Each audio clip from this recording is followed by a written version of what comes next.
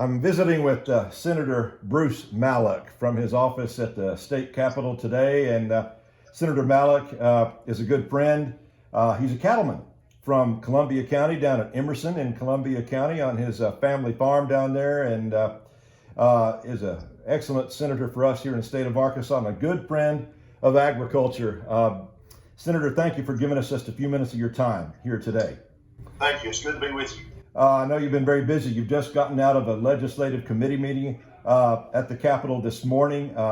These are unprecedented times that we're living in right now, Senator. And first of all, though, for the benefit of those watching this video, I know many people are aware of your operation, your family down there in Columbia County, but tell us about your cattle operation and just a brief little family history and how the pandemic is affecting what you do on the farm. Well, from the standpoint of family history, I've got a century farm that really goes back to my great-grandfather. 1877 is when our first piece of land was acquired, and we've had cattle on the farm ever since. So there's been times that we've had hogs and other animals, and poultry, but primarily a cow-calf operation.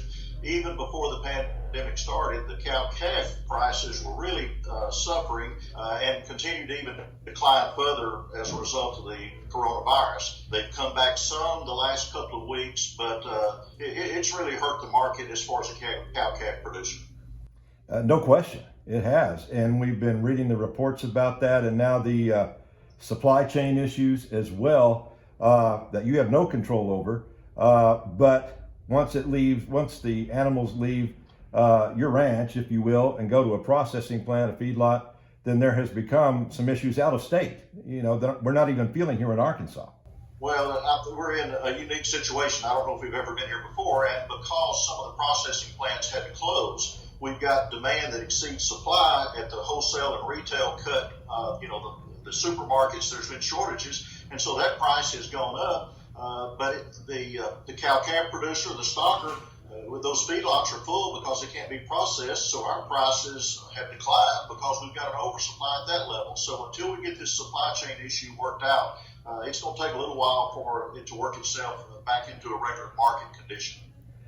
How long do you see, from what you're hearing and reading, thankfully USDA, Secretary Perdue, Congress have passed and are in the process of helping do what they can to, get some financial relief to our agricultural producers.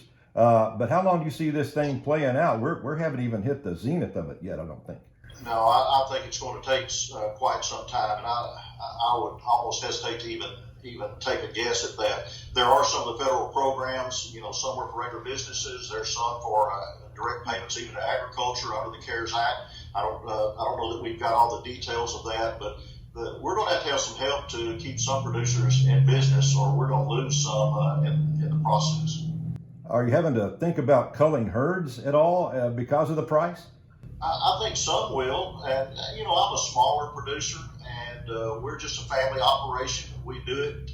Certainly, it's important financially, but we do it a lot as a quality of life. But there's folks out there. I talked to one of my constituents yesterday that said he didn't know if he would survive if he could not get some assistance. He didn't have any employees, so the Paycheck Protection Program really didn't help. Some of the other programs that are based on the number of employees didn't help. And so there's some producers that we're going to lose. Wow. Hate to hear that. But, and it's all across the meat complex, the protein complex, if you will, no poultry question. And swine as well. And with respect to poultry and swine, we've already had some depopulation in some of those. I don't think we have in beef cattle yet, but hopefully we can get these processing plants back running and at least be able to process what's in the pipeline. What, if anything, can be done as you meet with Governor Hutchinson and your colleagues there at the Capitol? What can be done on the state level, if anything? Well, the state got $1.25 billion through the CARES Act. Now, there's some other direct payments that are coming, but we've used some of that. Part of our debate this morning in Legislative Council was about this Ready for Business program. But that really doesn't help some of our agriculture producers as much as it does regular retail business. But we do have that. The Paycheck Protection Program, federal program, does still have funds. If a farm has employees, that's certainly something they need to look at. Economic injury disaster program was extended to agricultural operations. Producers need to consider that. but most of those are federal programs, and we're going to be limited if it gets past that on what the state can do as far as direct payments to farmers. Yes, sir. And what about opening up the state? The governor is trying to put people back to work, if you will, because the unemployment numbers are just unprecedented as well. But are we doing that too soon? And are you concerned that we're going to have a second wave of this thing? Well, there's no question. It's a balancing act. I've appreciated the situation that the governor's in and been supportive of him. We're at the point now where people know that we've got to get back. Even yesterday at his news conference stated that, to move from phase 1 to phase 2, we need 2 weeks of either declining numbers on rolling average or at least level. And the last few days, we've seen a couple of spikes. Now, sometimes it's a number of cases from a nursing home or even some of our correctional facilities. But right now, I don't think we've started that 2-week cycle yet to get into phase 2. So we're just going to have to monitor it as we go forward and make decisions day by day. Thank you so much for your representation there at the Capitol, for your constituents and representing your colleagues in the state Senate. Again, I don't envy you, the decisions you have to make. We've got to get our state budget back in order. And economically, as I've told some people, Senator, this is a very serious health concern. But in my mind now, at this stage of it, it's even more serious economic concern.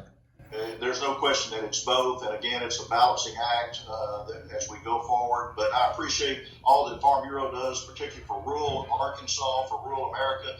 Most of my district is rural. I have concerns, whether it's production agriculture, whether it's broadband, whether it's health care, and always appreciate your support. Well, we look forward to hopefully flattening the curve a little bit as we go forward through the summer. And I look forward to seeing you at another Columbia County Farm Bureau meeting before too long. I'm ready to meet back in person again. Thanks. We've been talking with Senator Bruce Maloch. Thank you, sir.